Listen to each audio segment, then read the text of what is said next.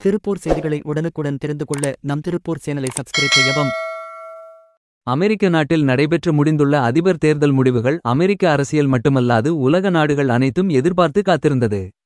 அதன் முடிவுகள் அதிகாரப்பூர்வமாக அறிவிக்கப்பட்டதில் குடியரசுக் கட்சி சார்பில் போட்டியிட்ட டொனால்ட் ட்ரம்பை எதிர்த்து போட்டியிட்ட ஜனநாயக கட்சியைச் சேர்ந்த ஜோ பைடன் ஆதரவாளரான கமலா ஹாரிஸை தோற்கடித்து வெற்றி பெற்றுள்ளார்.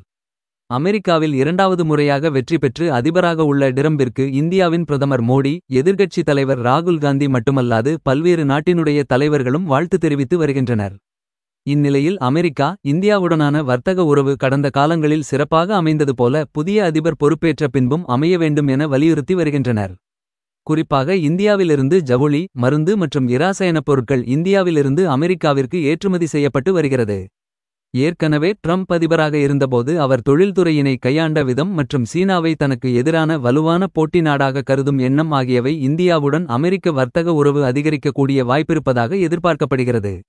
அமெரிக்க அதிபராக போட்டியிட்டு வெற்றி பெற்றுள்ள ட்ரம்ப் தனது தேர்தல் வாக்குறுதியிலேயே ரஷ்யா உக்ரைன் போர் நிறுத்தத்திற்கு நடவடிக்கை எடுக்கப்படும் என உறுதியளித்துள்ளார். இது ஐரோப்பிய யூனியனுடன் வர்த்தக உறவு வைத்துள்ள நாடுகளுக்கு உக்ரைன் ரஷ்யா போர் மிக பெரும் பொருளாதார சரிவை ஏற்படுத்தியது. இந்தியாவின் பல்வேறு சிறு குறு நடுத்தர உற்பத்தி மற்றும் ஏற்றுமதியாளர்கள் இதனால் பாதிப்படைந்தனர். அமெரிக்க அதிபராக ட்ரம்ப் பொறுப்பேற்றதும் போர் நிறுத்த நடவடிக்கையை கையில் எடுப்பாரானால் இந்தியா மட்டுமல்லாது ஐரோப்பிய யூனியனுடன் வர்த்தக உறவு கொண்டுள்ள நாடுகள் பொருளாதார ரீதியில் வளர்ச்சியை சந்திக்க வாய்ப்புள்ளது.